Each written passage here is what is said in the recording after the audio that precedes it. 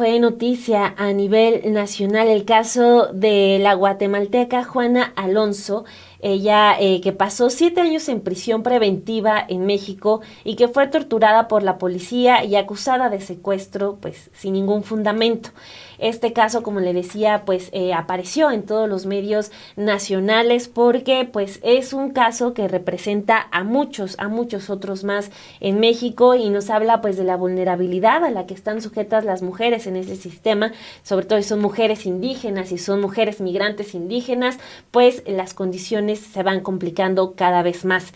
El día de ayer, Craig López, él es director jurídico de la Fiscalía de Tamaulipas, confirmó que la guatemalteca nunca fue condenada y que pasó los 7 años en prisión preventiva. Al preguntarle si se violaron los derechos humanos, el debido proceso y la presunción de inocencia de la mujer, pues este funcionario se limitó a decir que con su liberación el gobierno mexicano y la Fiscalía reconocen solamente que deben respetarse esos derechos. Netzaí Sandoval, titular del Instituto Federal de la Defensoría Pública de México, la entidad que asumió la defensa de Alonso apenas en 2021 a petición de las autoridades guatemaltecas, dijo que este es un caso totalmente aberrante. Para hablar sobre esto hemos invitado a Diego Tobar, él es titular de la Unidad de Defensa Penal del Instituto Federal de Defensoría Pública, a quien le damos la bienvenida pues para que nos cuente sobre este caso de esta mujer, Juana Alonso. Pues le damos ya la bienvenida. Señor Diego, muchísimas gracias por estar aquí en Café y Noticias. Hola, buenos días. ¿Qué tal? Muy buenos días. Bueno, pues platíquenos un poco acerca del caso de Juana. Es la verdad increíble cómo tuvieron que pasar 7 años para que ella pues fuera liberada cuando nunca debió estar en prisión. Y también platíquenos sobre este caso y qué tan recurrente es que personas indígenas o personas que no pueden hablar bien el castellano o el español pasan años en prisiones aquí en México.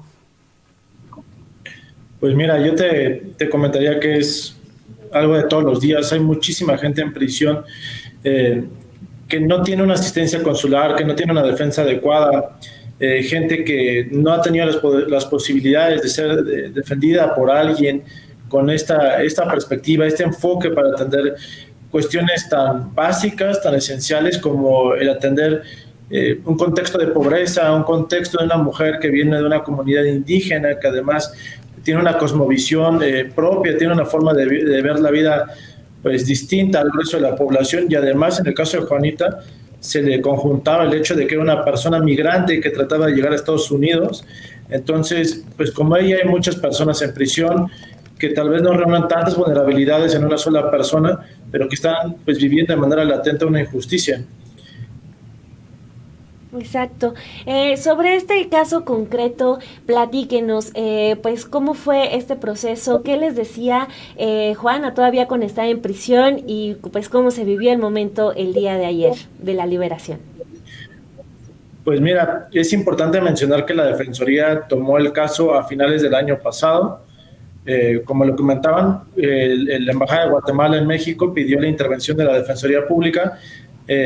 Había muchas organizaciones de la sociedad civil, incluso la Oficina del Alto Comisionado, participando en el caso de Juanita. De hecho, ahí tienen una imagen de Juanita firmando su libertad. Esto fue cerca de las 8:15 de la noche del día sábado. Y pues nosotros intervenimos, practicamos protocolos de Estambul, tomamos las recomendaciones de la Comisión Estatal, también del Grupo de Trabajo sobre Detenciones Arbitrarias de la Organización de las Naciones Unidas, y planteamos una defensa para sacar a Juanita. Era inminente la libertad de ella. Juanita es una persona que nosotros veíamos como alguien inocente y teníamos toda una estrategia de manera excepcional. Hay que reconocer el trabajo de la Fiscalía del Estado de Tamaulipas. Ellos promovieron esta libertad, una libertad por desvanecimiento de datos.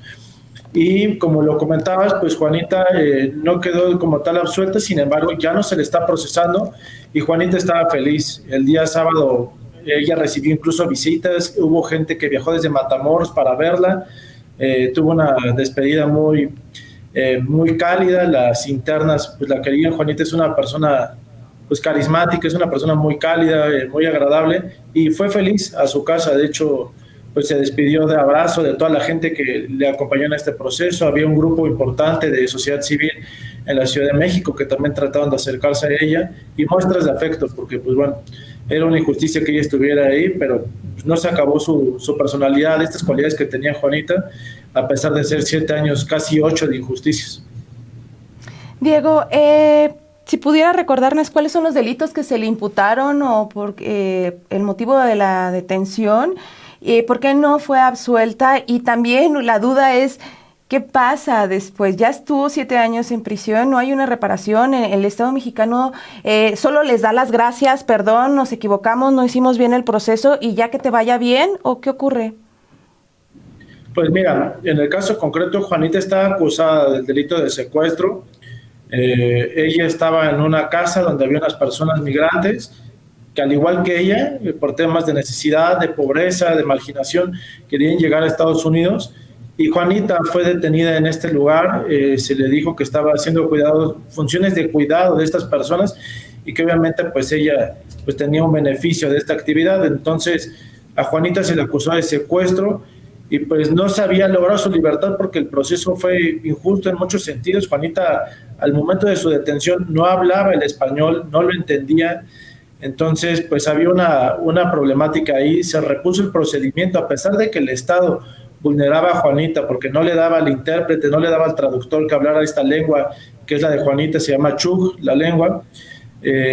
Pues no le dieron el intérprete, intervinieron varios abogados, se logró la reposición. Esto no fue acto de la Defensoría Pública Federal.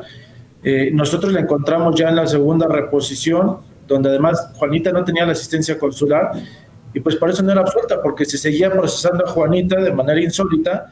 Entonces, ese era el tema con Juanita. Y lo que tú comentas de la reparación del daño, pues todavía no se ha acabado la lucha. Obviamente Juanita tiene la posibilidad de iniciar procesos legales, porque tampoco es que el Estado pues con esta acción reconozca la responsabilidad y que vayan a repararla. Sería una cuestión de que Juanita decidiera interponer las vías legales y demandar al Estado y buscar la reparación del daño, y pues que se cuantificara y que en su momento se le entregara el dinero. Pero bueno, no es algo inmediato, como tú lo comentas, es algo largo y todavía pues esa pelea no está concluida. Exacto, Diego, una disculpa por el ruido antes que otra cosa, y preguntarle sobre esto que nos decía al inicio, porque pues sí, el caso de Juanita pues fue excepcional porque llegó también a la mañanera, eso le dio pues también más proyección. El trabajo que ustedes estaban haciendo, entendemos, no es sencillo, pero ¿qué pasa con los otros casos que hay, con las otras Juanitas, e incluso también en los hombres que están en este modelo de prisión preventiva durante años? ¿Qué pasa con esos casos? ¿Cómo se ha avanzado? Se dijo casi desde el inicio de esta administración de la liberación de muchos de ellos por el asunto de la amnistía, pero ¿qué ha pasado? ¿Cómo va ese avance con este tipo de casos que pues sí son por completo indignantes? Pues mira, hay mucho trabajo por hacer, eso es de reconocerse. Hay mucha gente que está privada de la libertad de manera injusta, pero de manera particular desde la Defensoría Pública estamos ampliando nuestra competencia, o estamos tratando de llegar a la competencia del Foro Común, porque así como Juanita, hay muchas personas que pues en teoría no tendrían que ser defendidas por la Defensoría Pública Federal. Sin embargo, pues las encontramos en algunas acciones como brigadas, comunicación con otras dependencias. Tenemos una línea telefónica que es para atender a la gente las 24 horas del día, los 365 días del año. Entonces, se hacen varias acciones y hay un esfuerzo por identificar estos casos. Así como Juanita, la Defensoría Pública pues ya tiene identificados otros casos. Estamos estableciendo estrategias de defensa.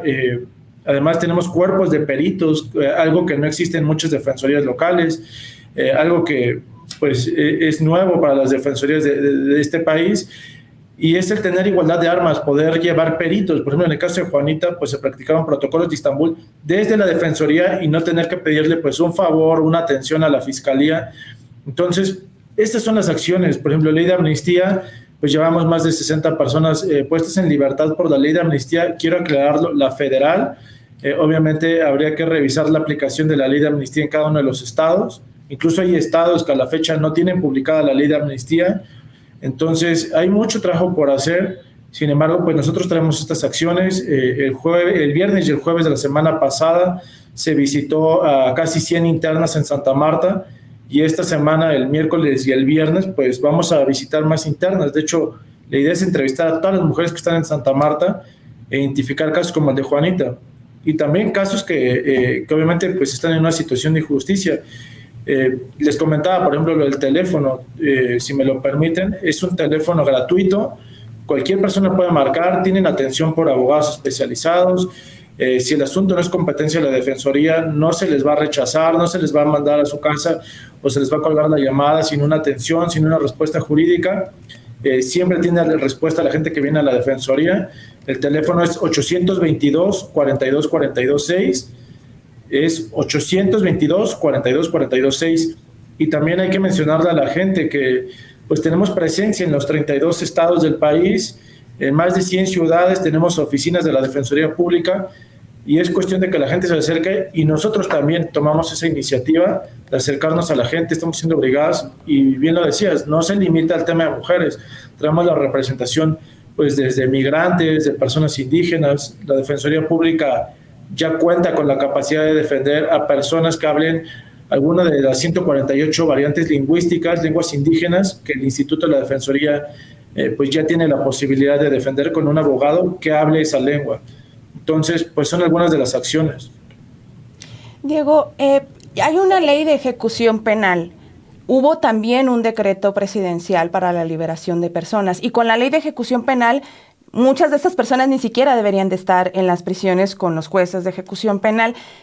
¿Por qué siguen estas personas en prisión? Es decir, ¿qué es lo que está pasando para que se tengan que estar lanzando decretos o no haya suficientes avances? ¿Hay corrupción en el Poder Judicial o qué está ocurriendo? ¿Ustedes qué han visto, Diego? Sí, mira, hablabas de si había temas de corrupción. Los debe de haber, es una realidad del país, no somos ajenos a ella. Hay que combatirla, hay que hacer esfuerzos. Hablabas del decreto presidencial. Este decreto en realidad lo que hace es hacer que las autoridades de nuestro país vean que tienen una obligación, que tienen que actuar conforme a derecho. Y de manera global yo te diría por qué la ley no tiene esa aplicación, por qué la gente no está en libertad. Hay una problemática, las defensorías públicas hay veces que tienen una incapacidad para atender los asuntos.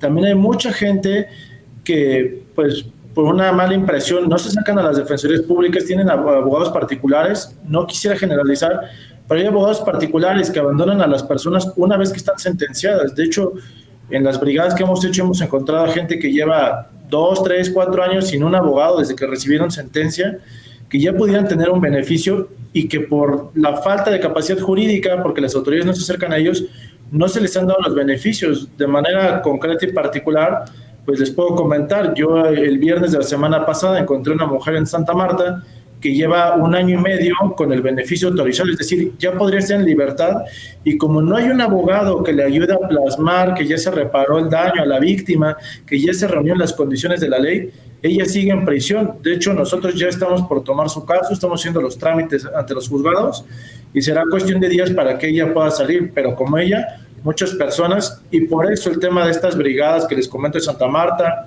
el replicarlas en estados como Oaxaca, Chiapas.